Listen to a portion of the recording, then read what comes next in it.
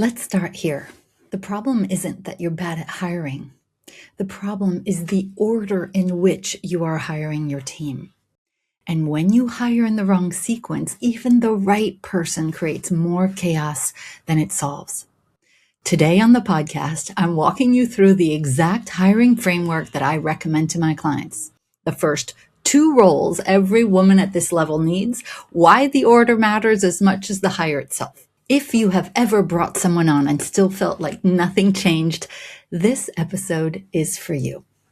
Hello, beautiful, and welcome back. Today we are talking about hiring.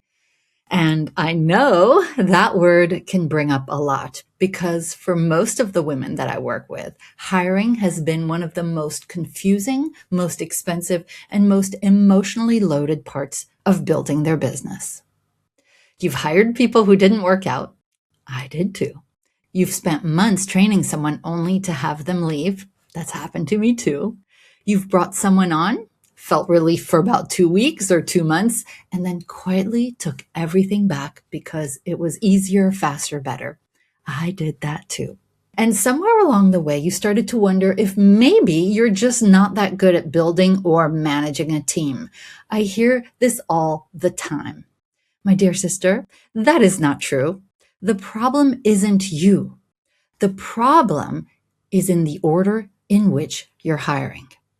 You see, most women hire in the wrong sequence. And when you hire in the wrong sequence, even the right person in the wrong role at the wrong time creates more chaos than it solves. Today, I'm going to walk you through a hiring framework that I recommend to our clients. The first 2 roles in the right order and why the order matters as much as the hire itself.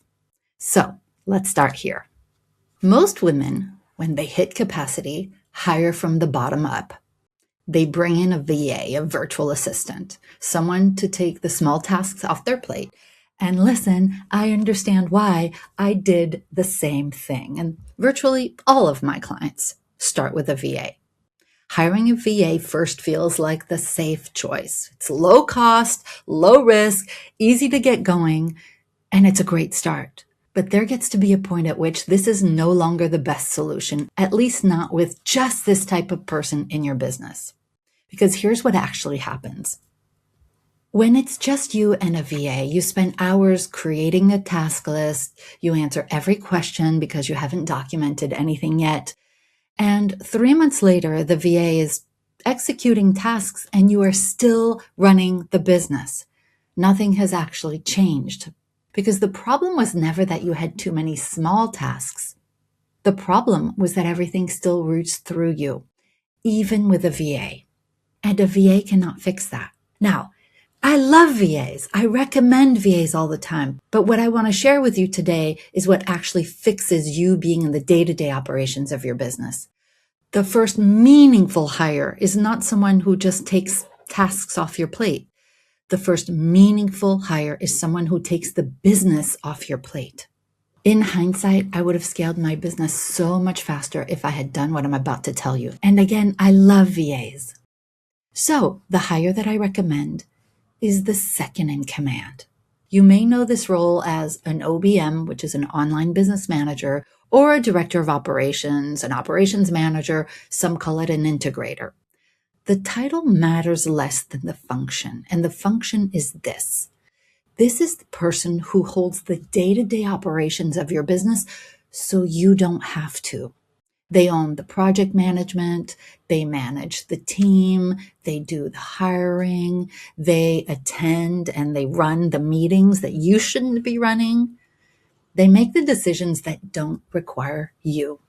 In essence, they are the person who knows where everything is, what's happening, and what needs to happen next. And what they do is protect your time and your brain like it is the most important job, because it is. When you have an operations person in place, something very specific happens. You stop being the bottleneck. You stop being the one person every question routes to, especially the ones that you don't like answering. With this type of role, you stop losing your best thinking time to logistics or operations, which you're not even that good at, right? And that's when you get to step fully into the role that you were actually meant to play, which is the visionary. The one who has the great ideas, the one who builds the relationships, who creates the next offer, maybe even who sells, who leads the clients and gets them results. The visionary's most important job is to think and to envision. And the integrator or operations person and the visionary are a pair. In my experience, you cannot scale past a certain point without both. In fact, every single woman that I've taken past 1 million had this person in place, an operations person, second in command, whatever you want to call it. Now, the problem is most women in business try to be both. They try to be the visionary and the second in command, which is exactly why they stay stuck and exhausted, because you are doing double the work and working on things that you don't like and that you're not good at. And it's draining. It's exhausting. You know this. I don't have to tell you. And it's also keeping you working on evenings and weekends because you're doing your visionary work, working with the clients, but then you're doing all the operations too. So no wonder you're exhausted.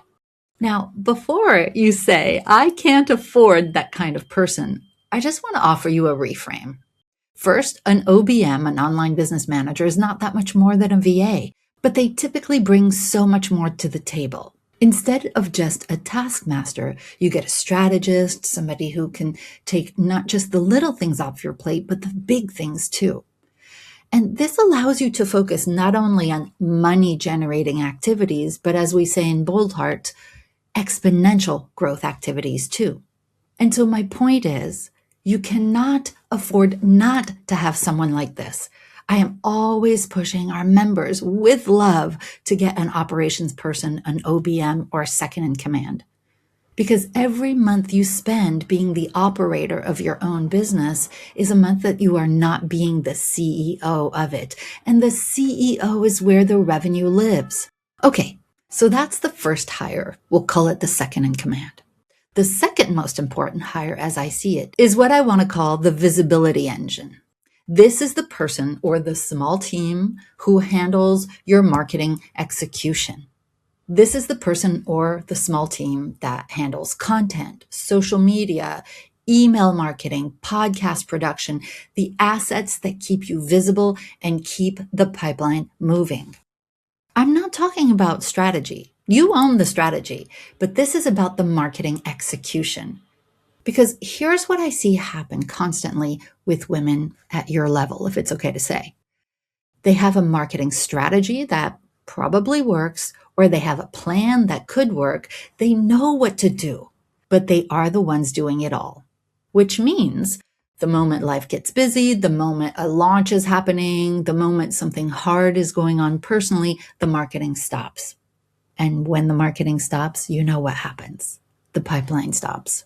And when the pipeline stops, the revenue becomes unpredictable again. The visibility engine or your marketing support keeps the marketing machine running whether you are in a creative season or not. They execute the plan without you being involved in every task. They protect the consistency that builds the audience that fills your pipeline.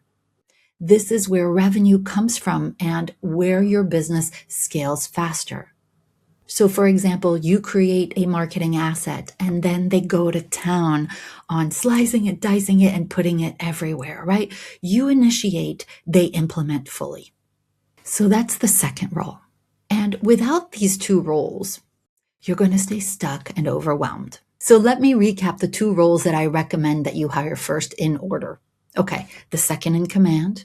That's the first one because nothing else works until the business stops routing through you for every single decision. Then the visibility engine, your marketing support, because consistency is what compounds. So today and this week, I want you to think about what would happen to your business, your growth, your revenues, your level of freedom and downtime if you had a plan for hiring these people and in a way that you hire the good ones.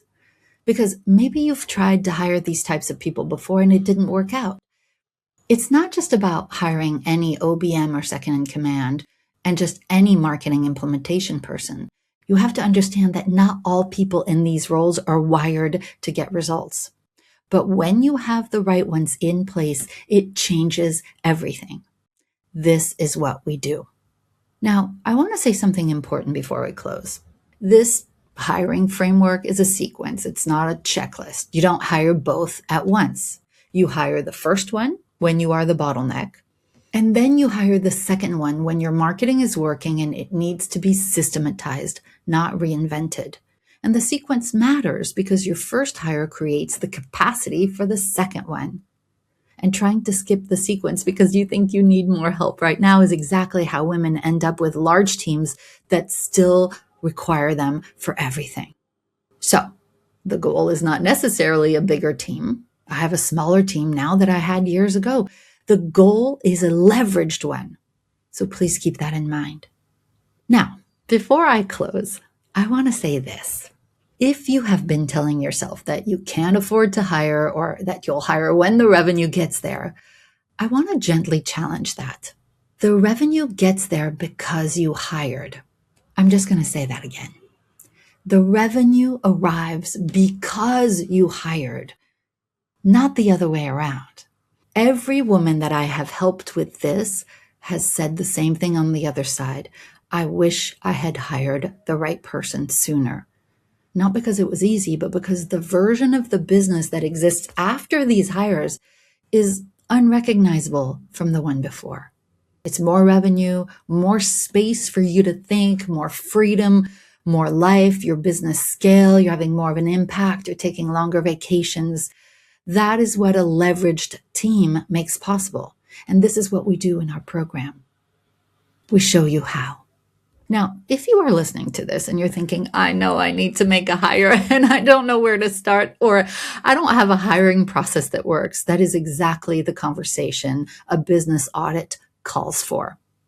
If you're new here, you may not yet know that I offer a small handful of business audits every month, free of charge for podcast listeners. Here's how it works. You go to boldheart.com/call and you answer a few questions ahead of time.